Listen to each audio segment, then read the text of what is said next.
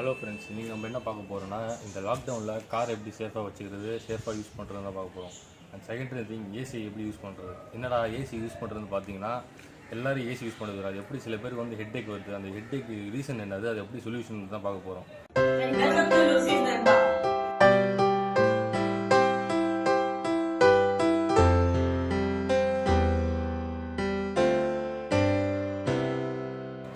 இது வந்துட்டு இப்போது கார் வந்துட்டு 1 வீக் எடுக்கலை அப்படின்றது என்ன பண்ணணும் சமயத்தில் பார்த்தோன்னா, இந்த கார் அப்படியே நிற்கிறதுனால டயர் ப்ரெஷர் வந்து ஒரே இடத்துல இறங்கிடும். இறங்கலைன்னா டயரில் குறைஞ்சிரும், டயரும் வீணாக போயிடும். அது என்ன பண்ணணும்னா, இந்த வீலை வந்துட்டு நம்ம என்ன பண்ணணும்னா 2 days ஒன்ஸ், 2 days ஒன்ஸ் பண்ணால் போதும். 2 days ஒன்ஸு ஃபுல் ரைட்டு, அப்படியே ஃபுல் லெஃப்ட்டு ஒரு 2-3 டைம்ஸ் பண்ணால் போதும். என்ன ஆகும்னா ஏர் ப்ரெஷர், ஒரு டயருக்கு ஏர் ப்ரெஷர் வந்து ஈக்குவலாக உங்களுக்கு கொடுத்தாங்க. அதேமாதிரி உங்களுக்கு வந்து 2 days ஒன்ஸ் வந்துட்டு வீல் ஃப்ரண்ட்லேயும், வண்டி ஃப்ரண்ட்லேயும்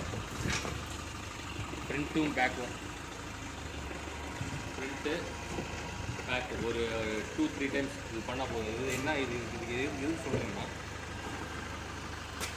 இது எதுக்கு சொல்லுங்க பார்த்தீங்கன்னா, உங்களுக்கு வந்து ஏர் ப்ரெஷர் வந்து ஒரே இடத்துல இருந்து டவுன் ஆகிடாது. டவுன் ஆகாமல் இருந்துச்சுன்னா உங்களுக்கு வந்து ஈக்குவலாக ஸ்ப்ரெட் ஆகும். ரொம்ப டயர் லைஃப் வந்து நிறைய வரும்.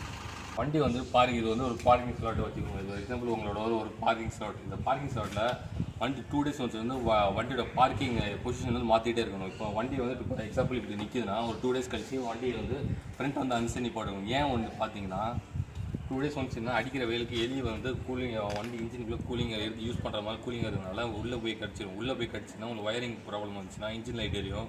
இன்ஜின் லைட் எரிச்சுன்னா நம்மளுக்கு எந்த ஃபால்ட்னே தெரியாது. சர்வீஸ் சென்டர் போகும்போது நம்மளுக்கு தேவையில்லாமல் ஒரு காஸ்ட் ஆகும். அதே மாதிரி இப்போ என்ன ப்ராப்ளம்னா, உங்களுக்கு ரேடியேட்டர்கிட்ட ஒரு சின்ன மைண்டம் ஒயர் இருக்கும். அது வந்து கடிச்சிச்சுன்னா அது பெரிய ப்ராப்ளம். உங்களுக்கு எந்த இஎஸ்பி லைட் எரியும், என்ன லைட் எரியும், எதுக்கு எதுக்குன்னே தெரியாமல் இருக்கும்.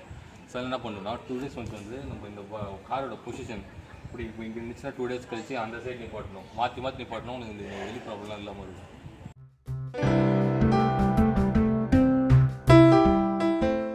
எதுக்குன்னு நிறைய பேர் தெரியாமல் இருக்கும். இது வந்து என்னன்னு பார்த்தீங்கன்னா, ஏசி ஆன் பண்ணும்போது அந்த ஏர் கூலிங் சர்க்குலேஷன் உள்ளே சுற்றிட்டு இருக்கும்.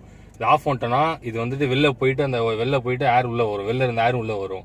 இது ஆனில் இருக்கிறனால என்ன பண்ணணும்னா, உள்ளே சுற்றி நிற்கிறனால சில பேர் ஹெட்டேக்கு, சைனஸ் ப்ராப்ளம் இருக்கவங்களாம் ரொம்ப ஸ்னீசிங் ப்ராப்ளம் அதெல்லாம் நிறையா வரும். அதே டைம் சில பேர் என்ன பண்ணுவாங்கன்னா, ஹெட்டேக் வருது, நான் இந்த ஏசியில் தான் ஹெட்டேக் வருது, நான் கிளாஸ் இது பண்ணிக்கிறேன் அப்படின்வாங்க. கிளாஸை இறக்கிட்டு ஓட்டுறால என்ன ரீசன் பார்த்தீங்கன்னா,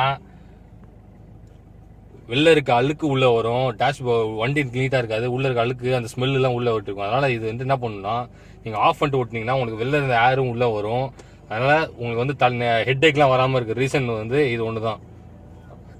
இப்போ வந்து மழை காலத்தில் வந்து கிளாஸ்லாம் ஃபுல்லாக ஃபாக் ஆகிடுது, மிஸ்ட் ஆகிடுது, ஓட்ட முடியல. டிரைவிங் மழை காலத்துக்கு கிளாஸ் இறக்க முடியாது. அப்போ என்ன பண்ணணும்னு பார்த்தீங்கன்னா, இந்த ஹீட்டர் சிம்பிளுக்கு இது வந்துட்டு ஃபுல்லாக இப்படி திருப்பி ஃபுல்லாக வச்சிடணும்.